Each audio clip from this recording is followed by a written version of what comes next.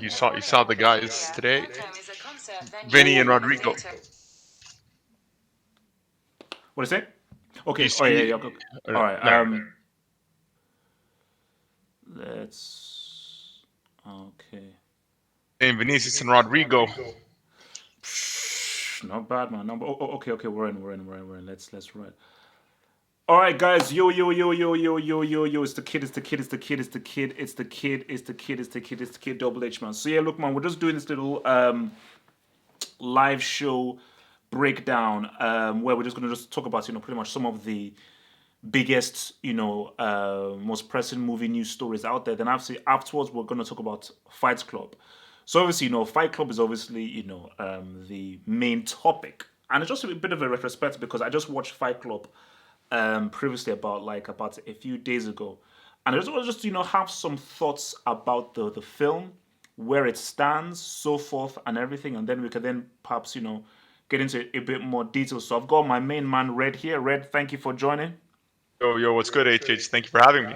Yo, yo, yo, that's good. All good, man. All good. So I think first of all, let's just deal with some movie news first, man, and then we can then obviously get into the whole Fight Club stuff. So first off, let's ride with our good friend George Lucas. So George Lucas has come out and he has, well, not Lucas. So Bob Iger has been writing some memoirs. So Bob Iger is obviously the guy who owns Disney, and the guy who's obviously overseeing the complete utter garbage trash new Star Wars sequels. So in his memoirs, he said that George Lucas was actually very unhappy with the direction that the new Star Wars films took and how unoriginal they were, because we all know that Lucas pretty much he sold the rights of Star Wars to Disney, but he still wanted Disney to use some of his original ideas, which doesn't make sense because if you sell something, why the hell should anyone use your ideas? But I think what is very telling is how he viewed Episode 7 as, first of all, he was angry that they didn't use any of his ideas, but even more so, he was also disappointed that there was such lack of originality within the within episode 7 specifically. I think this even goes to a point that I made about episode 7. I've not really done a review or thoughts about it. I thought the film was ultimately trash, but I think what was so disappointing was after so many years, it was very unoriginal. It wasn't moving forward.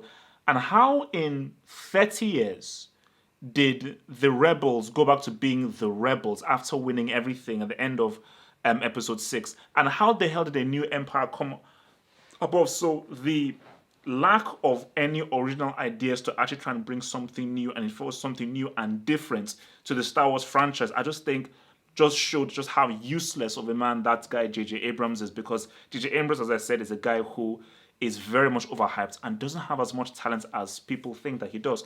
So I'm bringing Red in here right now. So Red, so your thoughts on this whole thing. So do you think that Disney should have used George Lucas's ideas, or do you think that they shouldn't have used George Lucas's ideas? I mean, did you like the sequels? Do you think the sequels would have been better with Lucas in there? HH, I share something along the lines of your opinion. Because look, I remember watching episode 7, and when I walked out of it, I wasn't happy. I wasn't too excited, but I was like, you know what? I'm gonna reserve judgment because I can tell that they're going for a trilogy here. Maybe like what they're doing right now, because J.J. Abrams, he said he likes the, what I think it's called, the mystery box technique, where he keeps Dumb, people stupid. guessing. Right? Like it's like pulling on a string. You just like, he leaves the hint, and then you just want to know, okay, what's up with this character? What's up with this character? Where did he come from? Like, he is, so you're guessing for the next movie. So you anticipate. I was like, you know what? Let me reserve judgment and let's see what happens. And then the Last Jedi came out, and I did not like the Last Jedi one bit. I wasn't. I didn't enjoy it at all. Um, it's just that here's my biggest. Is they want to have their cake and eat it too.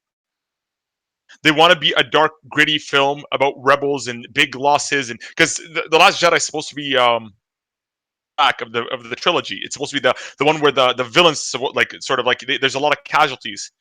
But where they completely destroy an armada for the rebels, and after that, they just crack a joke. Oh, C3PO. Sorry, I forgot the name. Wipe that smirk off your face, or that wipe that look off your face. I'm like, wait, you're just killing the atmosphere. Should I feel tense? Should I laugh? Like it's too much. It's too much. I'm not against comedy inside of movies. I think you should always have those little lighthearted moments, but it has to be sort of it just has to sort of flow. And I don't feel like they flow. They're trying to do what they did with the Marvel movies, but in the Marvel movies, you're talking about a superhero world where the good guys are always winning. In this one, you're talking about a universe in which get peace restored back to the kingdom, and the Sith are there, so there's no room for that really.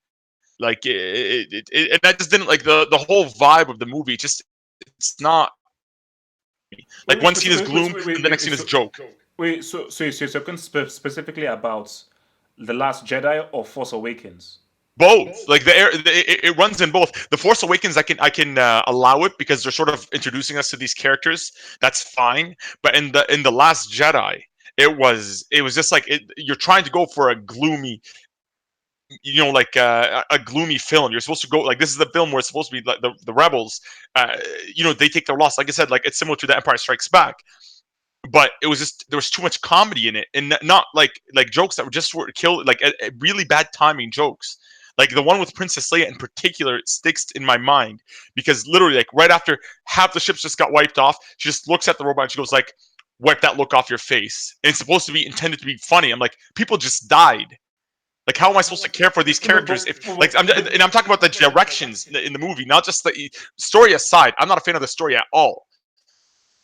Just the No, no. movies in general. I mean, basically, my thing about it is that look, like I read some of the ideas that Lucas wanted to bring in, and I think he wanted to bring in some stuff with all these midichlorians and stuff. So his ideas are a bit wild. And again, the prequels aren't great, but it would have been far more interesting him bringing in his ideas than the trash that we got from those Star Wars films. Because I'm sorry, what we got at the end of the day was trash. Because my thing about it is that, like, if you're speaking about Force Awakens and The Last Jedi, for me, Force Awakens was literally a remake. Because J.J. Abrams doesn't have an original idea in here. J.J. Abrams doesn't have to make anything original. His so-called Star Trek reboot was just riding off the coattails of the original Star Trek franchise. Your so-called Star Wars that are supposed to bring Star Wars back, bro, that's a New Hope. It's pretty much a New Hope with a complete garbage main character that has zero flipping charisma. Sue. Wait, Red. So, I mean, I'll keep it with you, Red. The worst film I've ever seen in the cinema, I thought it was Transformers. I thought it was Pearl Harbor. The worst film I've seen in the cinema has to be The Last Jedi. The Last Jedi is a disgrace of a film because, like, my thing is this. I mean, echoing everything that you said. See, I respect Rian Johnson for, okay, you tried to do something different. You tried to go in a whole different direction and everything. But you make a film called The Last Jedi, and there is not a single lightsaber on lightsaber fight. You're making a Star Wars film that's boring. You make a Star Wars film that is just grim and dreary. A whole Luke Skywalker. This is supposed to be the return of Luke Skywalker. He does nothing and then he pretty much dies. So my thing about it is that you've released these two films where nothing of any interest or any real consequence has happened. Nothing any really interest or consequence has happened. So my thing about it is, and I'll give it back to you, Red, is that this just shows that. See, this is the bottom line.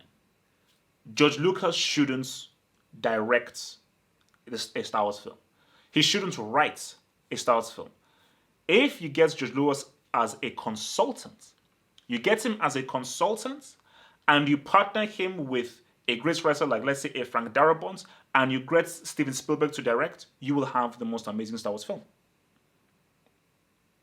So, I mean, Red, I don't know whether you wanted to speak more on that.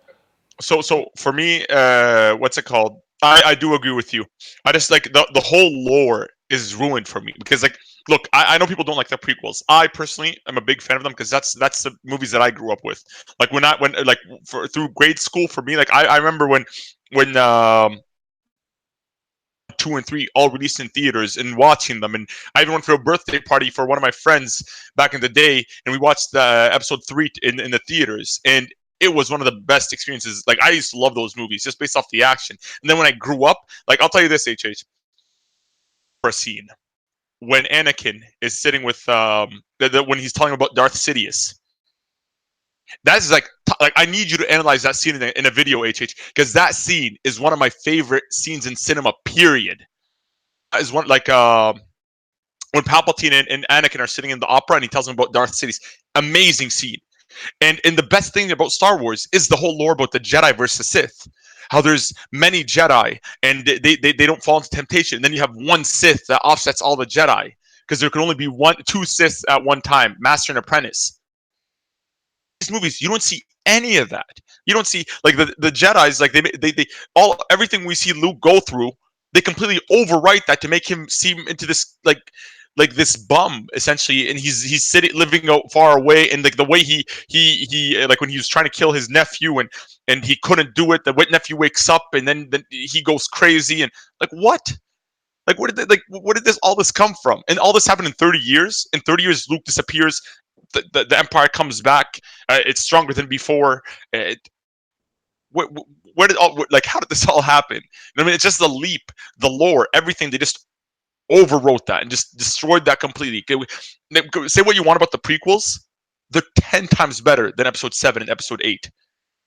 Any metric you want. Even let's look at Episode 1. People hate Jar Jar Binks. Jar Jar Binks aside, that last scene, Obi-Wan Kenobi and Qui-Gon Jinn, where it's Darth Maul. That look at that lightsaber fight is iconic. The dual lightsaber. Look, Darth Maul alone destroys anything in the sequel trilogy. Darth Maul alone. Exactly. Like I don't see the alien aspect. The universe just looks so small in this new Star Wars. Everything is just by coincidence. Oh wow, she just happens to meet Han Solo, and like it's just everything is just so coincidental. Like I'm like this. Why is the universe so small in these movies? In Episode 3 because like it's politics. Like they're all hanging out amongst the elite. The Jedi are elite and they're hanging amongst the elite. So when they go meet Palpatine, when they meet like this makes sense. But like in this storyline, it all relies on you just accepting the fact that oh, Finn, who ends up just meeting Han Solo, and they end up going to this place and they align with the rebels, and she happens to know Jedi mind tricks, and she happens to be this amazing prodigy that knows how to do everything. And without any training, Finn and her what's it called? Finn and I forgot her name. Jesus, that's how. Yeah, honestly, I don't remember her name. Like that's how poor of a character she is. Like so for me, not impressed. By the way, I watched King of Comedy, and whoever recommended that, thank you. What a movie! What a movie! Just based off the last episode because you guys recommended it to me. Oh no, King of no, that's a bloody amazing film. But okay, but look, let's move on. Let's move on right now. So our next little topic here is now this is a crazy one, and I think you know what this actually has something a lot to do with. This actually has a lot to do with who to blame and the blame game. You know, and I think you know with the blame game, people always want to try and find a very easy target to blame. Well, this is a result of this. Is a result of this. So we are of course talking about the Joker. So of course, the Joker movie pops off Friday, opens on my birthday. Aloha, thank you. And the victims of the Aurora shootings. Of course, the Aurora shooting happened. I think that was when Dark Knight Rises was released, where a crazy psychopath piece of crap loser who has no name went around and actually killed some people in the cinema because he's trying to act out some kind of stuff in relation to the Dark Knight Rises. And some of the victims of the shooting are worried about the violence in the upcoming Joker film, and they said it could incite potential gun violence and people who get inspired by the violent acts within the film. So obviously, before I obviously bring in Red in here, let me just bring in my my thoughts upon this right now, man. If films are art, are pieces of art. They're pieces of art. If we now try and censor films, then what what kind of art are we going to get? Because I love violent films. I love watching extremely violent films. But when but because I watch very violent films and I enjoy violent films, I'm the furthest from being a violent person as possible. Like I was watching Rambo when I was 6, 7 years old. I've watched Commando. I've watched all of this stuff, and I am really not a violent guy. So to now connect the violence of films with people actually doing violent acts, I think that is futile, and I think personally that is stupid.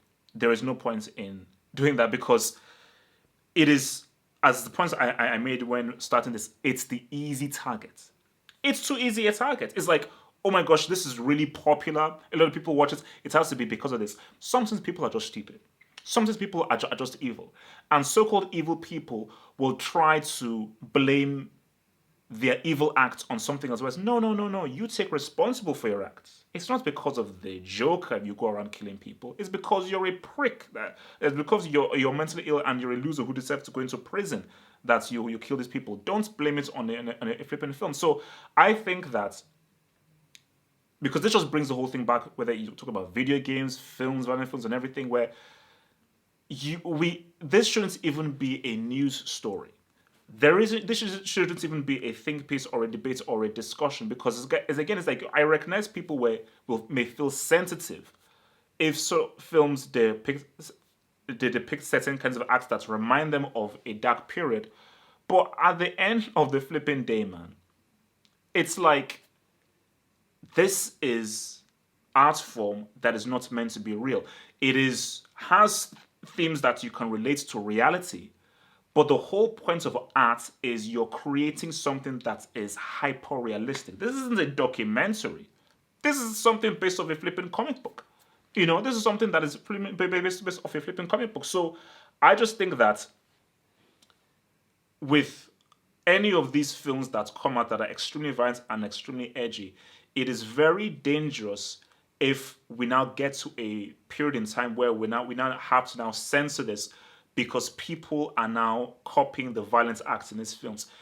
That isn't the fault of the film industry. That isn't the fault of the filmmaker. It isn't the fault of the writer. We should be free to make our own films. If someone gets inspired by a film to do violent acts, that is a problem with that person's parents. That's a problem with that person. Maybe that is a problem within society or whatsoever.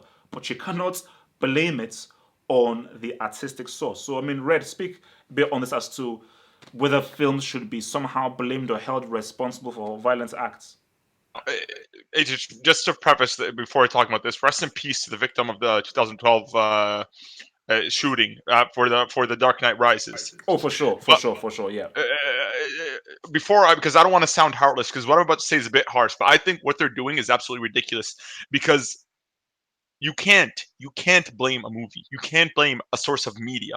You don't blame a book. It's like book burning, essentially. You don't blame this stuff. The person is mentally ill. The circumstances that he was put in is what causes him to be the way he is. It is not on the movie. Like you, HH, like my own anecdotal evidence. These were Karate Kid, Rocky, Bloodsport, Never Back Down, like all fighting movies. All just, I never wanted to fight anybody. I just liked watching them. It was always just, it got me excited. It's not, it didn't, it caused me to really become like that. Now, their argument is that we're humanizing. Yeah, that's like every movie does that. Like, how many movies before, like Thanos, his whole philosophy was he wipe out half people to. And I have a lot of friends that were telling me like, you know what, Thanos was right. Like he wasn't. I'm like, what are you, bro? This is life you're talking about. So are we gonna go? Why didn't people criticize that movie for dehumanizing living beings? Isn't it the same kind of thing? Like where you're essentially devaluing human life. Like it's just I find it hypocritical. This kind of stuff. I've realized this now, and I'm gonna put my conspiracy hat on right now. I realized that every time there's a DC movie coming out, there's always some sort of controversy beforehand that happens around these movies that really shrouds it in like in any movie. Oh, wait, wait, okay, And so, I'm so, not so, trying so you're trying to to. think that there are Marvel, Disney, secret agents out there trying to take out HH, DC. Disney owns most of media. Let's be honest. Like Disney owns like any like they own ESPN, ABC, mostly these quick like anytime there's a DC movie coming out, it gets panned even before the audience even get to see it. This always happens every single time. Where the movie, like for example, and when the movie's actually good, you don't hear a word about it. Like for example, Shazam. A lot of people I've heard haven't even watched Shazam, and I think Shazam is probably the best superhero movie, individual superhero movie we've had in a long time. Like great movie. And this stuff always kind of happens. I'd be like, because it doesn't make sense. Like when did the Joker? Now we're gonna have to be PC about the Joker. Like he's we can't have depth to our characters anymore. Wait, wait, We wait, can't wait, have a wait, wait, backstory. quickly, let me play devil's advocate though. Let me play devil's advocate. Just to play devil's advocate, because I've been watching videos on this back and forth. Let me play devil's advocate here. The arguments may be because people have said, oh, look at stuff like Rambo, like John Wick, like Die Hard, Atomic Blonde, and so forth. But my thing is this, to play devil's advocate, is that maybe people's arguments is, see, those films feel more like cartoons. So therefore, you can pretty much separate them from being films and void of reality. But maybe with a film like this and with other films of this ilk, it feels a bit more real. And because it feels a bit more real and it's a bit more tangible, it's a lot more closer to real life. So because it's like that, again, this must be played devil's advocate that Understand? because it feels a lot more real, then it's like, oh my gosh, this could have a greater effect than a John Wick, a Rambo, or a so forth can. Well, see, here's the flaw with that is that all movies fiction, like anything we watch, like realistically speaking, if you, unless you're insane going into it, like movies will not make you insane. Watching movies is not gonna make you delusional. If you have an obsessive personality or schizophrenia or any kind of mental illness, that's caused from beforehand, from your real life, your family, who you're exposed to, or whatever the circumstances you're set in. It's not the movie that's driving you there. You can't ask, like for example, I like my character to have depth. I like characters to have a backstory. I want to see the Joker going mad. That's very interesting. We've never got to see that. Like the iterations of Joker that we got to see, like whether it's Heath Ledger, it was a mystery. You never really knew his origins. Or Jack Nicholson, his was this sort of a gangster that fell into chemicals. This one's actually a character study. That are going to go watch this are fans of the Joker, fans of superhero movies. They're not delusional people that are going in that are trying to study to learn how to kill more humans or sort of like become want to be like the Joker, like that idolize or like the Joker as a character without having wanting to be exactly like him and murder people. That's the problem. Is like I know it's not. Of course, this one's a bit more grounded, and they're trying to make you sympathize with the villain, but same time, it's a movie. That's the point. There's an arc, and in the end, guess what? The Joker is gonna lose because that's what happens in these movies. The villain always loses. Oh no, What's no, the true. problem? You don't know, but look, as I said, look, I mean, just running so before we go to our main topic is like, look, man, I just think, look, at the end of the day, movies are not meant to make your children grow up. Movies are not meant to teach society about things. These are movies and films. It's down to the parents and down to the people who are supposed to make you grow up. So anybody that kills someone because they felt they were inspired by a film, how is that the film's fault? Unless the film was being made with the direct intention of trying to inspire people to kill people, then that's Propaganda. something different. But when someone is making a film, they're making it to entertain. They're making it to inform and do something in an artistic realm. Their intention is not to make it to try and incite violence. So if someone views it and becomes violent because of it, because the key thing is now, what do these people want? Because again, as you said, 100%,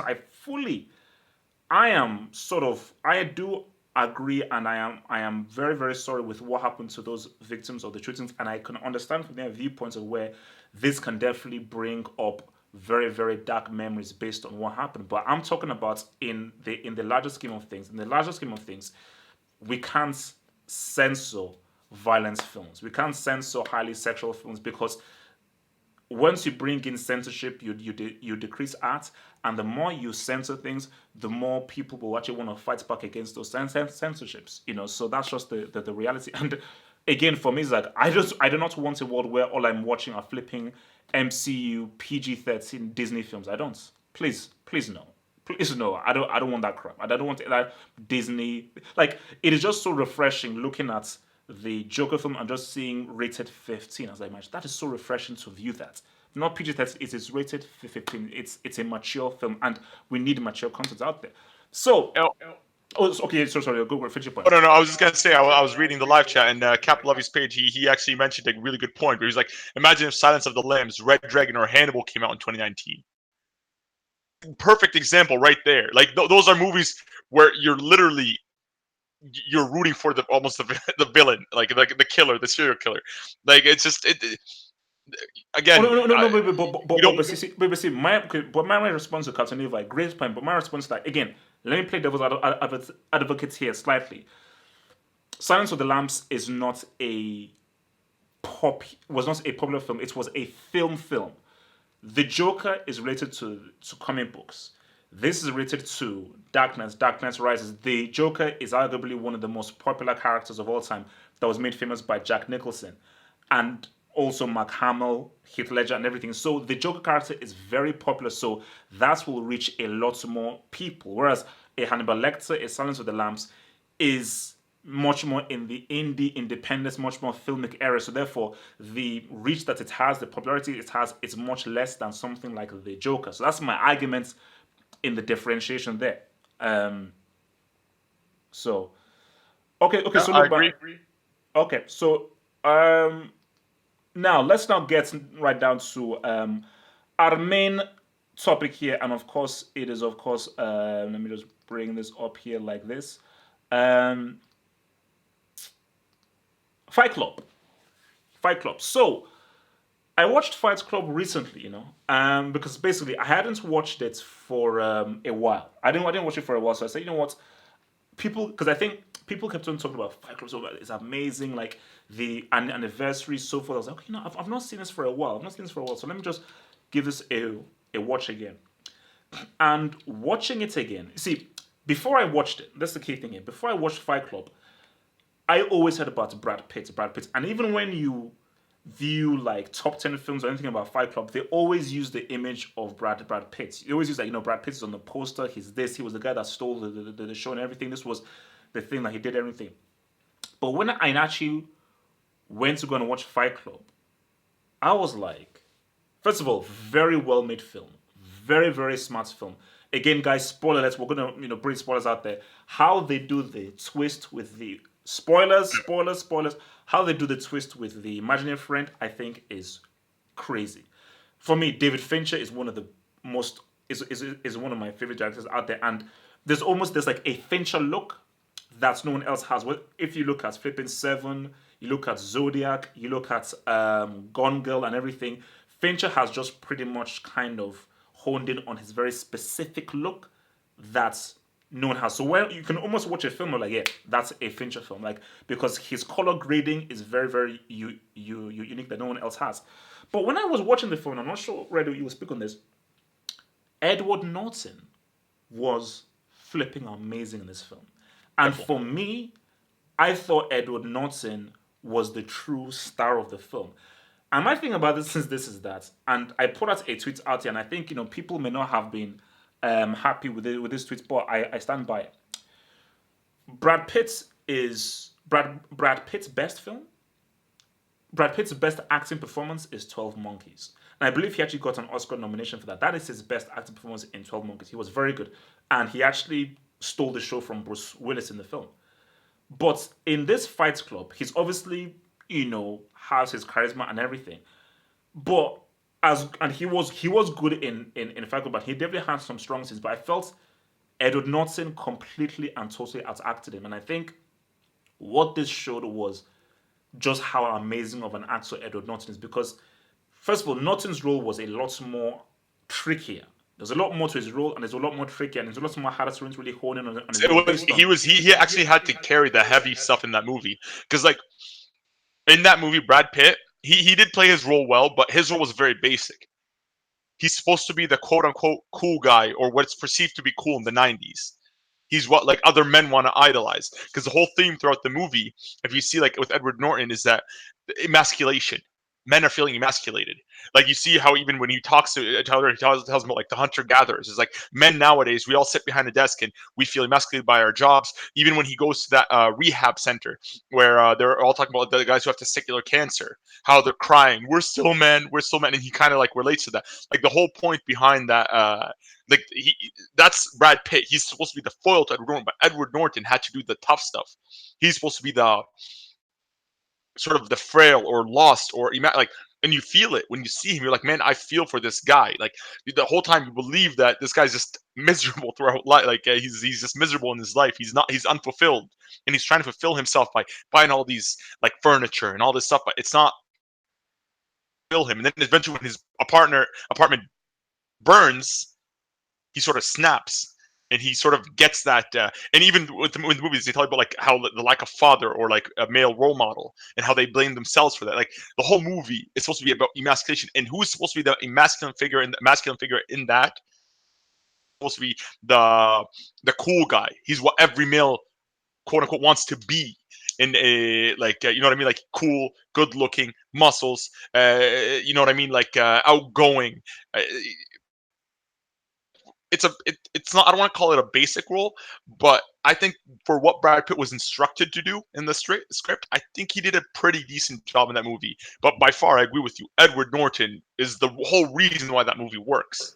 Oh no, no, no, oh no, for sure. And even I think Captain Eva even mentioned this, like, because I don't think you do. I don't think you understand. Like, as much as I love football, I love film as much.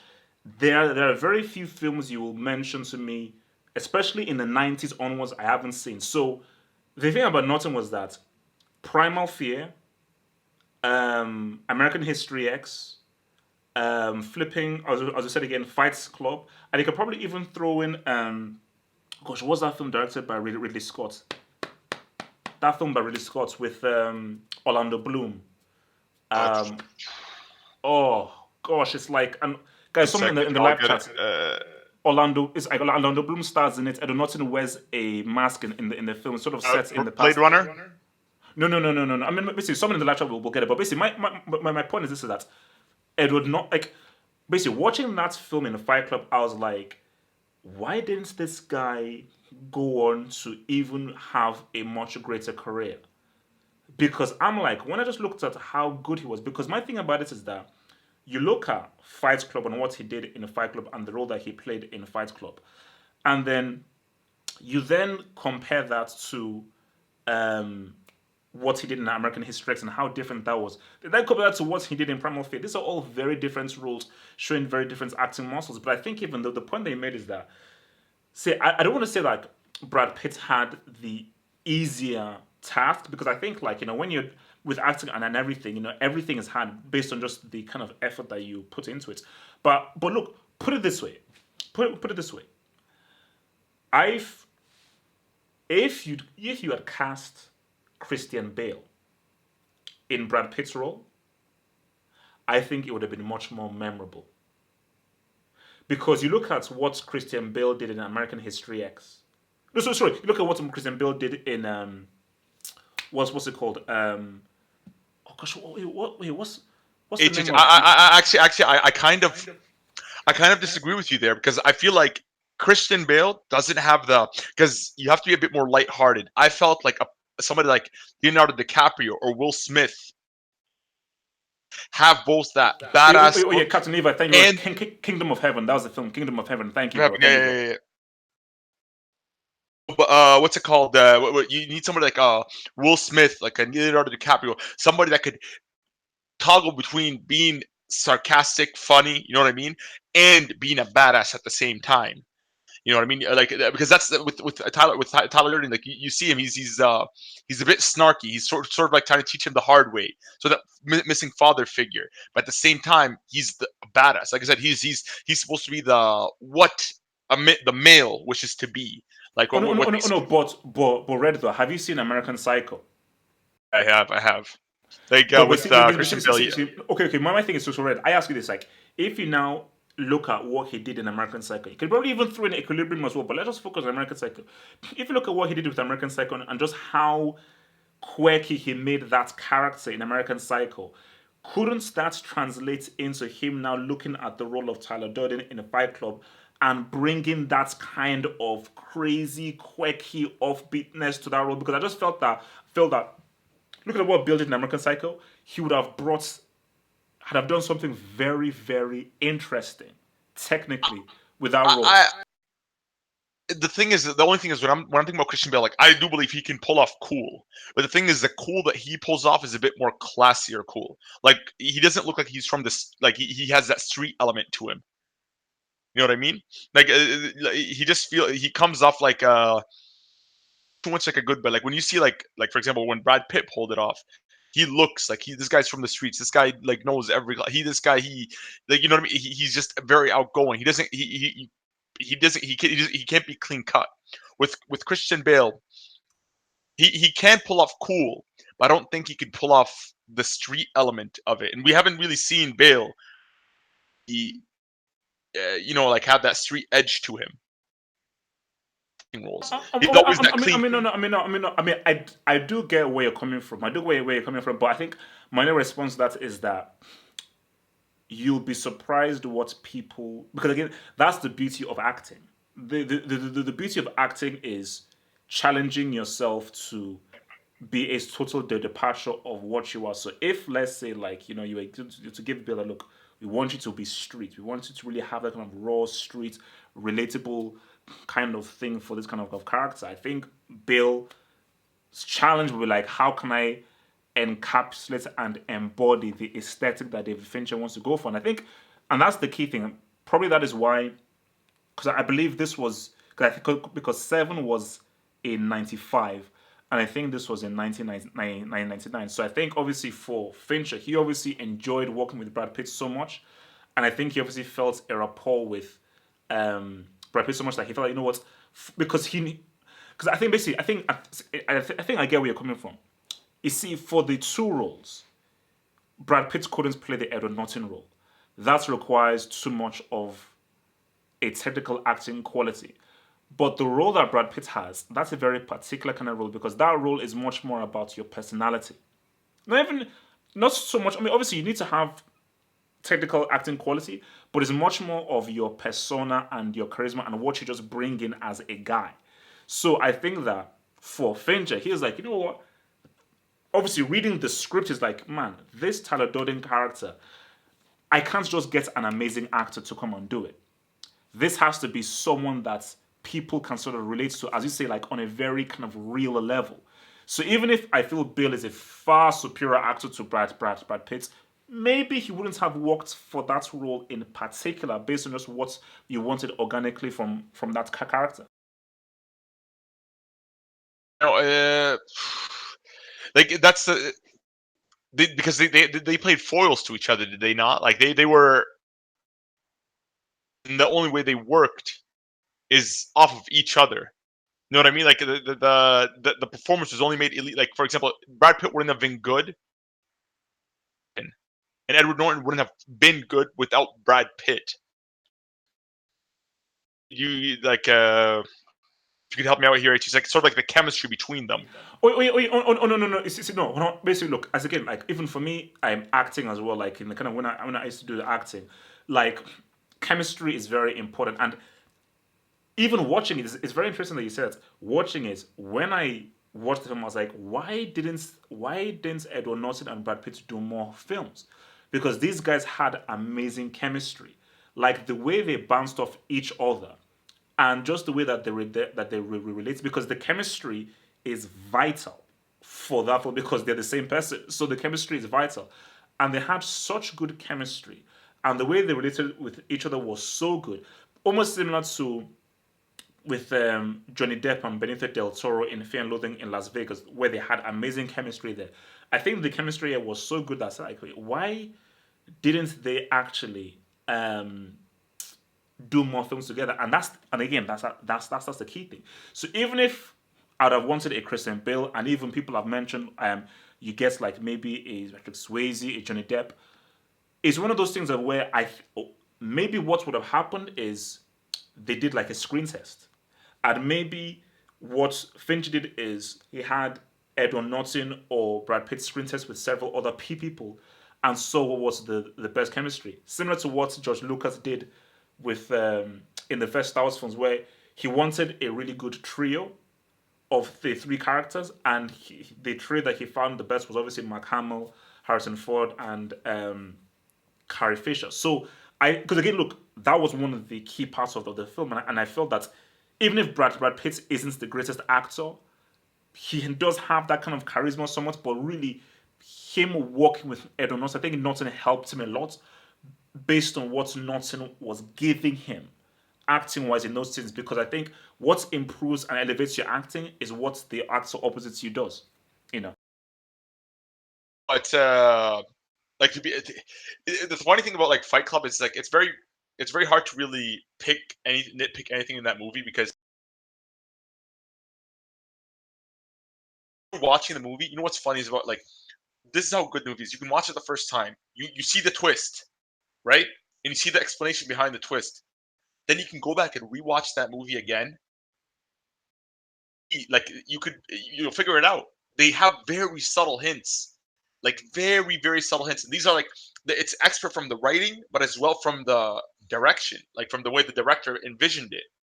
It's genius. Like you'd be like, Oh no! It's a huge, and also no, just very quickly, like, bro, I think your boy Ivan McClellan, we are spoiling the film. So in my view, I would say just come out of this stream right now, because like you don't want this thing to be spoiled for you. Because look, we are having spoilers in this film, and this is a film that you don't want to spoil for you. You have to watch it without having it being spoiled. But it's very key what you said there, Red, because I want you to just finish off your point. Just want to just come in quickly. It's like when you watch it again, I was like, oh my god, they're never like, you know what's it called? Helena Bonham Carter, like the girlfriend.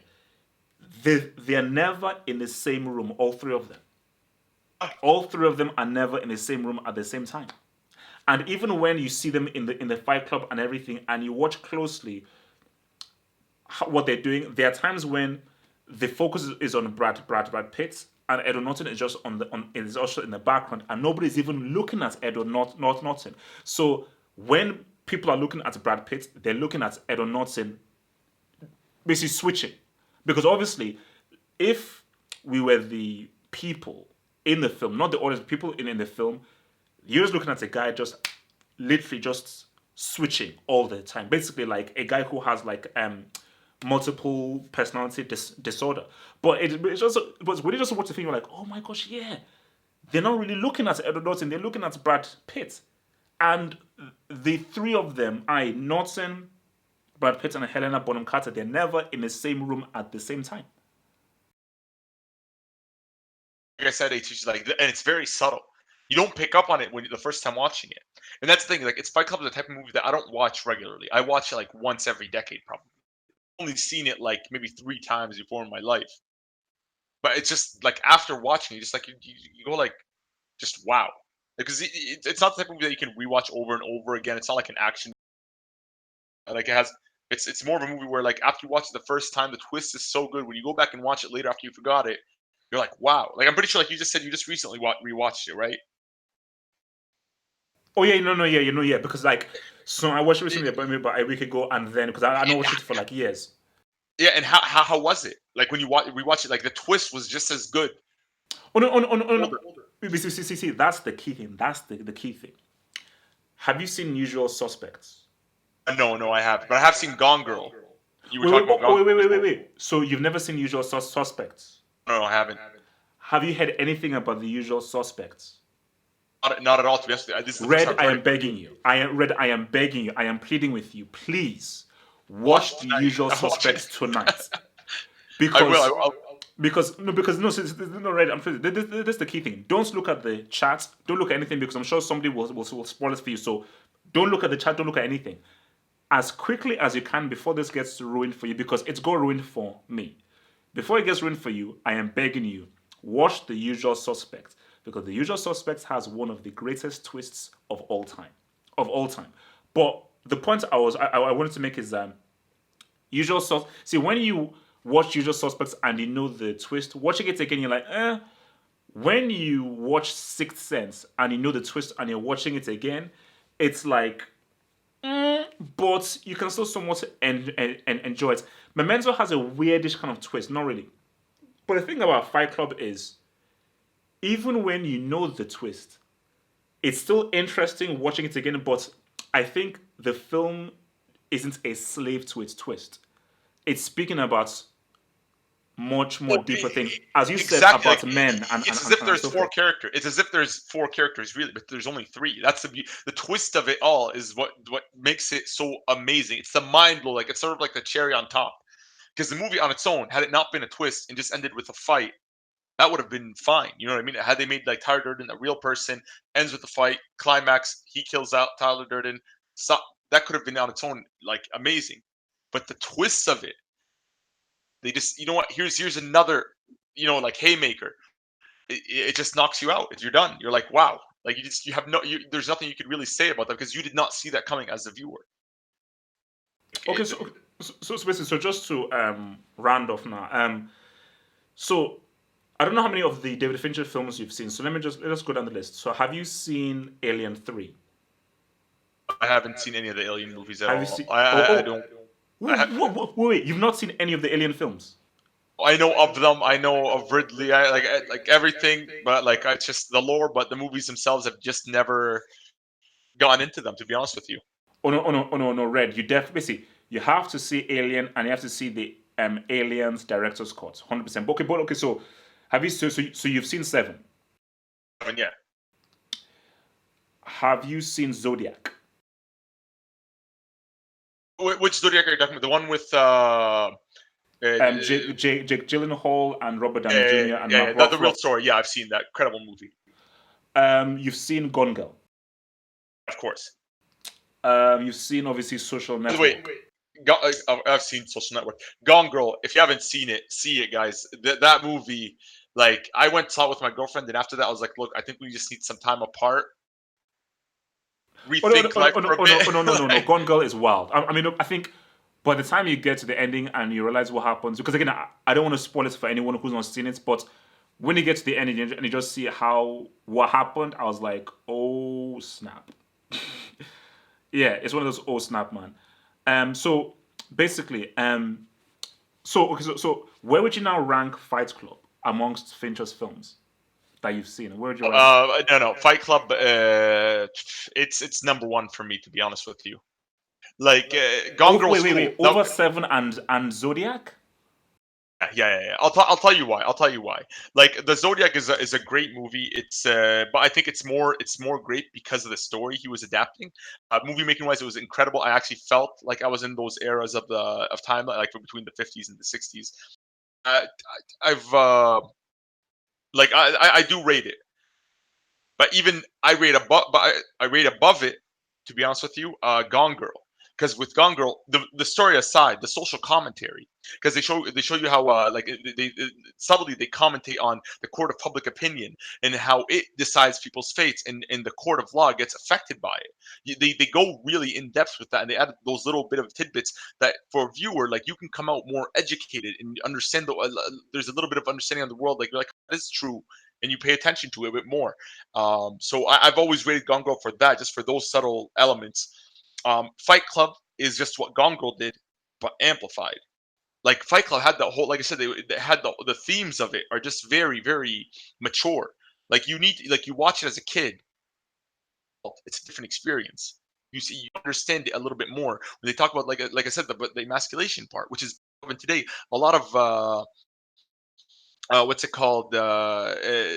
Men nowadays, they feel that there's this whole feminine movement, and men are being more victimized, and we're being like. I'm pretty sure a lot of people, a lot of us know, like online, you see it just on Twitter, Facebook, YouTube, wherever you are. There's always that sort of battle happening, the battle of the sexes, almost. That narrative was written. That movie was out in 1999. We're in 2019. This is very relevant. The topic. uh, Add on top of it the twist, the acting, the fight, like the whole like sort of this. It has sort of that humor to it during the mid parts of the movie when Tal Durden and the narrator, like they sort of kick it off. I What is mean, bro, what's Edward Norton's name in bro, in the no, no, movie? bro, that's ending. Sorry, like those the films are top, but the ending. I've never. I can't. I'll be real with you. I'll be real with you. I don't think I've ever clapped at the end of any other film. I think Seven is the only film where, when the ending came, I clapped, because for me, Seven, in my view, is a perfect film. I feel that Seven is a perfect film, and I just think that, see, for me, Seven is what you call a masterpiece. You know, I just Okay, feel that well, it's you know it's, it's what? a I'm flipping gonna rewatch masterpiece. Seven HH because this is how I watched Seven. I watched Seven probably back in 2008, 2000. Oh, wait, 1 second. All right, my bad, my bad. I'm thinking about a wrong. Slevin. My bad. That's a different movie. Sorry. Yeah, no, I thought I completely mistook you. Oh, Slevin. Wait. Who acts in? Wait, do you mean It's Slither or Slevin? Slevin. It has Morgan Freeman in it. Levin. Okay. All right. Pretty good movie. Okay. That's a movie. That was a movie that I was like. It's like based off New York crime, I believe. It's between two gangs. One of them kills his son, and like they. It's pretty. It's a pretty dope movie. Watch it. I don't. That's the movie that I was thinking about. No, Seven. I have not seen Seven. Wait, Wait. Oh, whoa. Okay. You've not seen Seven.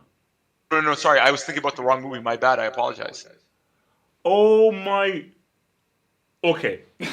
Red, I am begging you. So basically, so remember, so it's a film with Morgan Freeman I have it right and here. It's pulled up. Brad It's Pitt. ready. So Thank okay, you for so you watching it. haven't seen the Seven with Brad Pitt and Morgan Freeman. No. I was thinking about the wrong movie. Red, I am begging you. I am literally on my literally. You know what? I'll even get on my knees now. I am begging you, Red. Tonight, you literally back to back. Tonight, you must watch Seven, and then Usual Suspects. Then get back to me. Then we're gonna do another live again after you watch, because these are two masterpiece. Especially because I know that you love Zodiac and everything.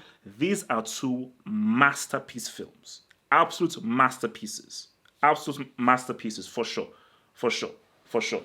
Um, Also too, like I'm already like I didn't like to be I'm not like I'm a movie watcher, but like in the sense where I don't get like, of course, like you're much more of a movie buff than I am.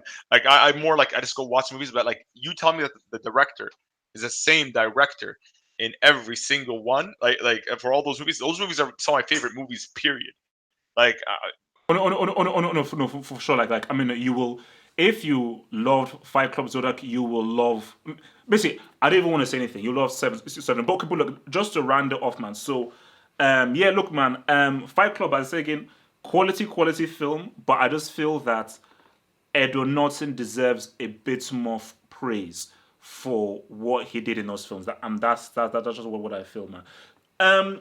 So just to right off, look, so let's just take in some questions. So, guys, we've got 8 minutes left before we have to go, before we make this an hour. So, anyone in the chat, we are looking at the chat, send in any movie questions, and me and Red will answer your movie questions. So, send in your questions right now. So, so someone question. just looks at in I, here. I actually have a question for you because like I want to talk about like what you said about Brad Pitt because I kind of agree with you. I feel like Brad Pitt fell off after 2004. I don't have a single like after Troy. Troy was the last movie that I really liked. Like Ocean's 12 was cool. The Departed, he was in those. Like, but aside from that, none of his movies were. I felt made another great Oh, no, movie no, after but that. basically, this is my thing about Brad Pitt. See, like Brad Pitt, let's just keep it real. Brad Pitt has a face that many women love. So because he's got that face that many people love, he got a lot of those films. I think his first film that really pushed him was Thelma and Louise. So Thelma and Louise was really the first one that people really saw and was like, oh my gosh, this guy is so good looking, blah, blah, blah, and everything. And he was lucky that he came up in the era of the 90s, because the era of the 90s was when some of the best films ever made was there. So obviously you saw him in Legends of the Fall, 12 Monkeys, Seven, Fight Club, Meet Joe Black. But I think the thing with Brad Pitt is he's not. See, I always I may do a video on this. I always use the example of Brad Pitt and Tom Cruise, who were who both came up at the same time and with the same kind of actor, the kind of movie star face. But the difference between Brad Pitt and Tom Cruise is that Tom Cruise is a bloody amazing actor. He's a bloody amazing actor. Because Tom Cruise is such an amazing actor, he can do a Born on the 4th of July, then he can do a Color of Money, then he can give you a Last Summer, he can give you a Collateral, and so forth. But Brad Pitt isn't a very good actor. Technically, he's just not a very good actor. If you With Brad Pitt, you've got to give him the right specific role for him to be great. If you don't give Brad Pitt the right specific role, he ain't gonna be great. So whether it's Inglorious Bastards, 12 Monkeys, Fight Club, Born After Reading, those are roles tailor made for Brad Pitt where he can really shine. But if you don't give him the right kind of role, because he's not a technically high quality actor, he ain't gonna be money. So really, Brad Pitt didn't really fall off. It's just that the roles and the writing and the material that's out there that will make him shine ain't just been written anymore for him. So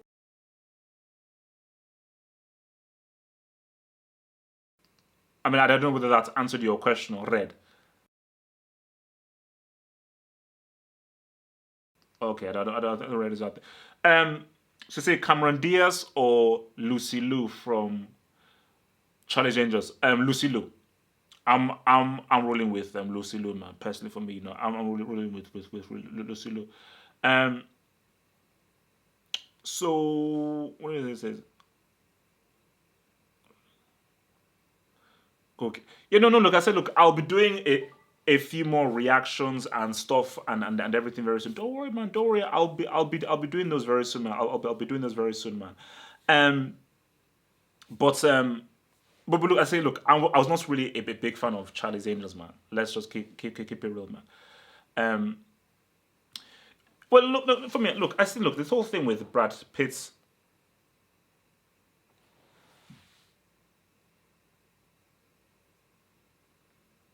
Oh, wait, Red, are you talking? Let me just say, I'm not sure that Red is still talking, man. Oh wow,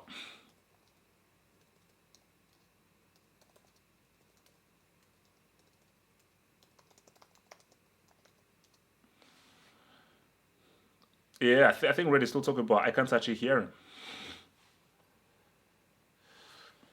Yeah, as I said again, look, I've bought my tickets. You know what? I think, look, I said again, I don't want to overhype Joker because I don't believe Joker is going to be that great a film. That's my thing. So I'm not going to overhype Joker because the thing, like after Mad Max Fury Road, I sort of gave up, hyping up films. I was like, let me not hype up films. So for me, I think actually my biggest interest is Joaquin Phoenix. That is the thing that is drawing me much more into the film. Like again, I mean Todd Phillips, I wasn't that big of a fan of The Hangover. It was cool, wasn't a big fan. So again, look, I mean, I just do not know what to get from the Joker man. But see that's the going with lowest expectations. Yeah, I am. I am going in with I'm going in with low expectations because that is the best way to run it. If I go in with high expectations, I'll be disappointed because the kind of film I am imagining, Todd Phillips can't make that kind of film. I mean, is Todd Phillips going to make a film on the level of like a king of comedy or something? Hell no, because that's Flipping Martin Scorsese, an amazing filmmaker. So that's just not going to happen.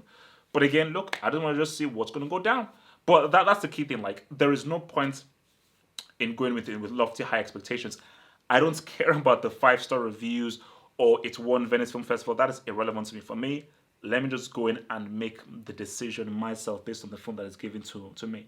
Yeah, So yeah. HH with the Joker. Like, honestly, I think all this controversy might just help it. Actually, it just might help it. It might just help spread it the news to the how? average. HH.